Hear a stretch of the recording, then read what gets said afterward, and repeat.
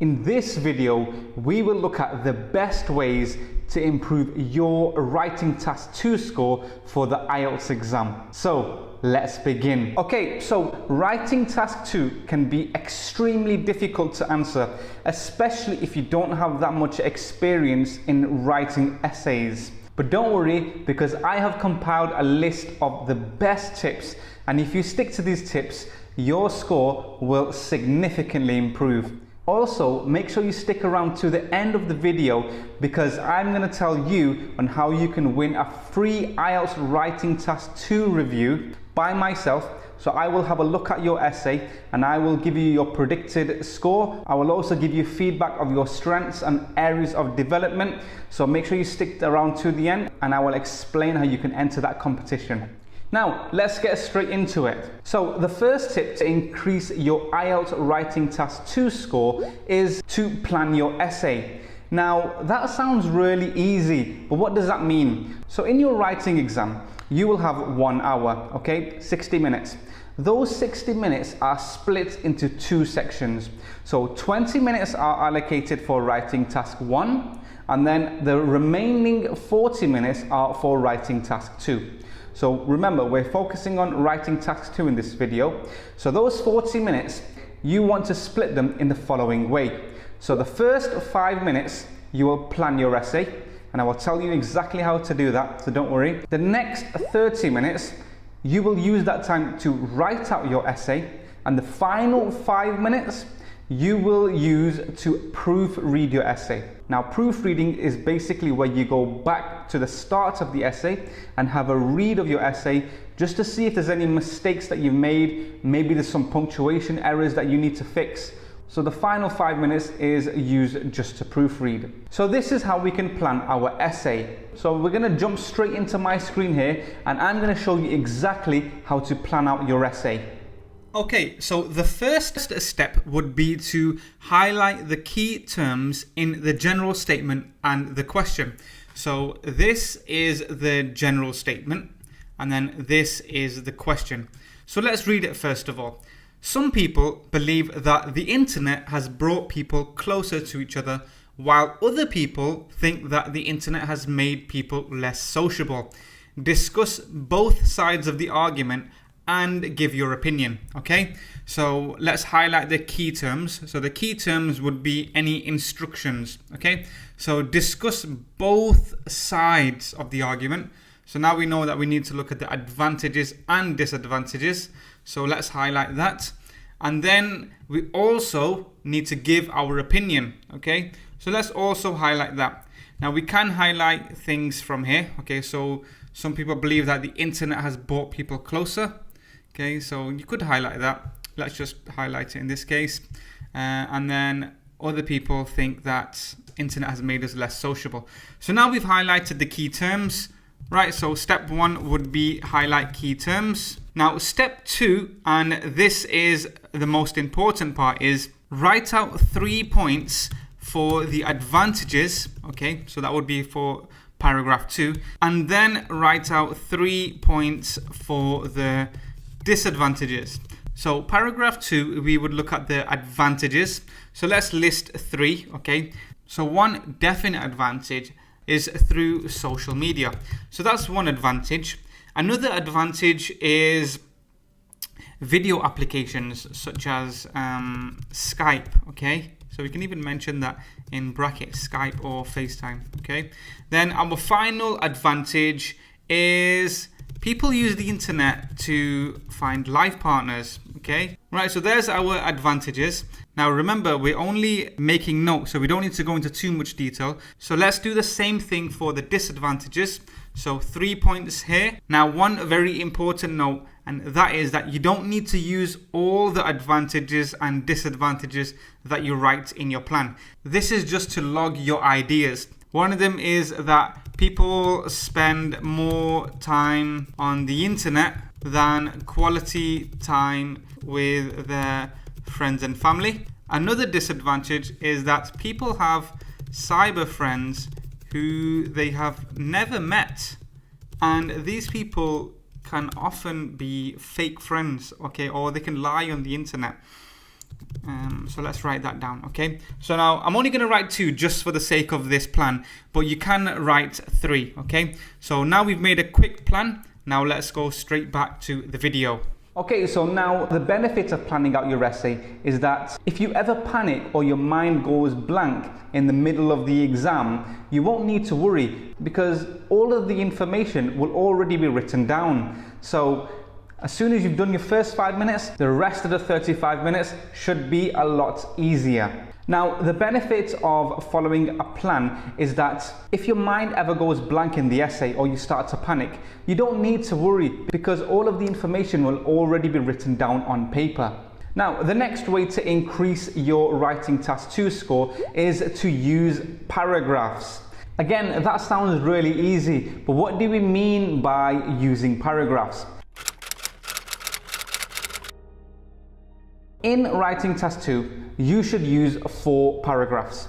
The introduction, the body 1 paragraph, body 2, and the conclusion. On a side note, I have made a separate video of me writing out a full writing task 2 essay, a band 9 essay, so I will leave the card here somewhere, and I will also leave the link in the description video. Now, each of your 4 paragraphs, they should have 1 clear point. So for example, if you are answering an advantage or disadvantage question, paragraph 2, okay, that should only be about advantages. It's 1 clear purpose, only advantages. Paragraph 3, only disadvantages, okay? This is the introduction and this is the conclusion, by the way. But what we don't want to do is mix the advantages and disadvantages in 1 paragraph, okay? We want to make it clear, clean, nice and easy for the examiner to read, okay? This will show the examiner that you are confident in your writing, and it will also add some type of structure to your essay. Both of those aspects you will be marked for in your writing exam. Now, tip number 3, I've kept this in purposely because this is something that I get asked about all the time, and that is, how do you even start a paragraph? And I know it can be really difficult sometimes to start off your paragraph, but the way we can do this, especially in the writing exam, is to use something called a topic sentence. Now, a topic sentence is usually the first sentence of every paragraph. And the aim of this topic sentence is for the examiner to read this sentence, and just by reading this 1 sentence, the examiner should have a clear idea of what the whole paragraph will be about. So, for example, if I were to write out, there are many advantages of studying abroad, what do you think the paragraph will be about? Do you think it'll be about the disadvantages, or do you think it'll be about the advantages? Obviously it will be about the advantages. How do we know this? Because it was mentioned clear in the topic sentence. There are many advantages of studying abroad. Okay, that's your first sentence. That is a topic sentence. Again, another example, just say we were doing the disadvantages. Straight away you can write, there are many disadvantages of, and then carry on, okay? Perhaps in this case though, you might want to change the word many and use a different synonym. But don't worry, we'll talk about that later in the video. So now that we've included our topic sentences, well, what comes after that? Well, I'm glad you asked, because that leads me straight on to tip number 4, and that is to give examples. So again, I'm going to go back to our example that we looked at earlier. I'm going to read off my screen.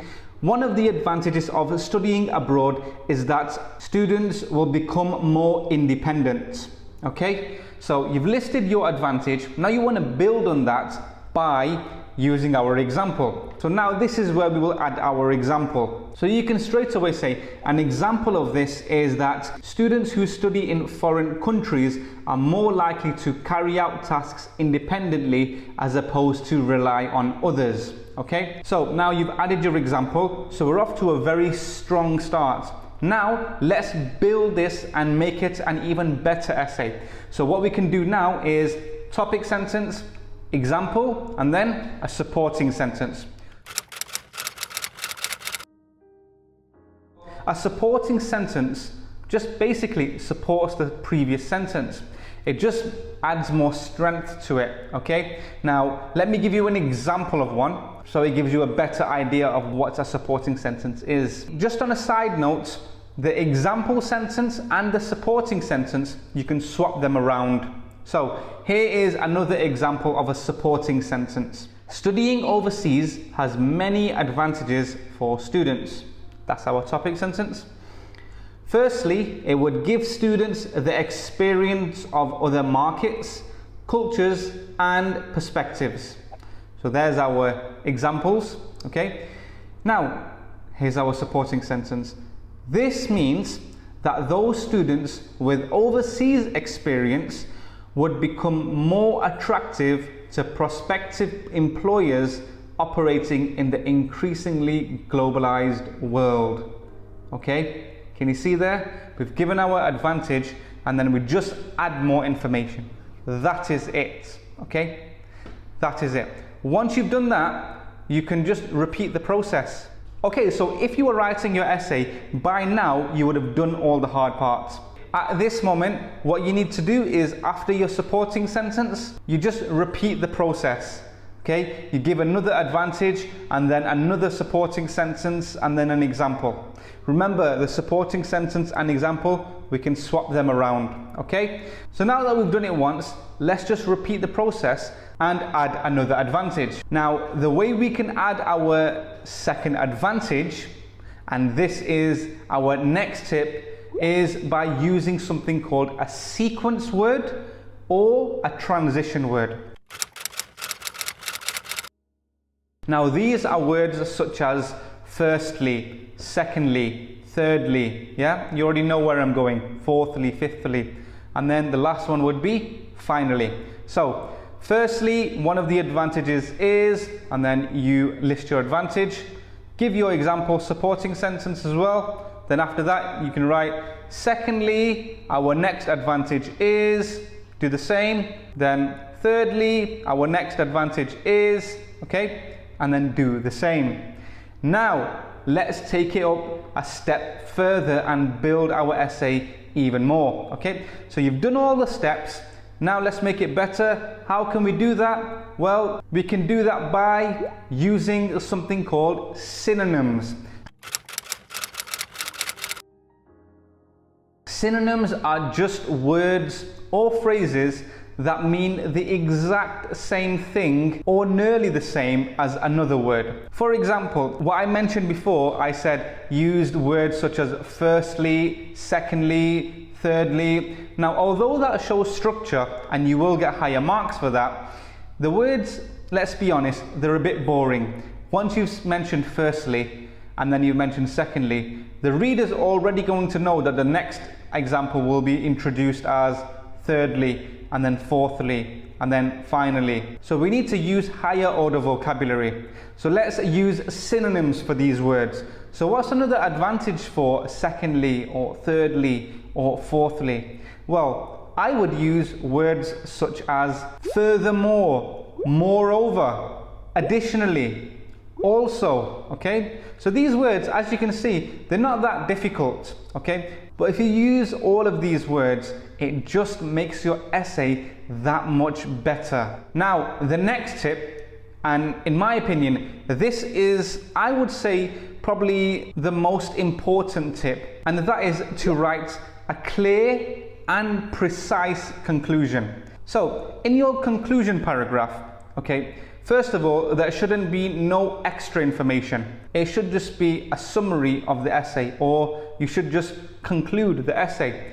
So, because you're not adding anything new, this paragraph should be really small, okay? However, despite popular opinion, putting information in less words, that can be really difficult.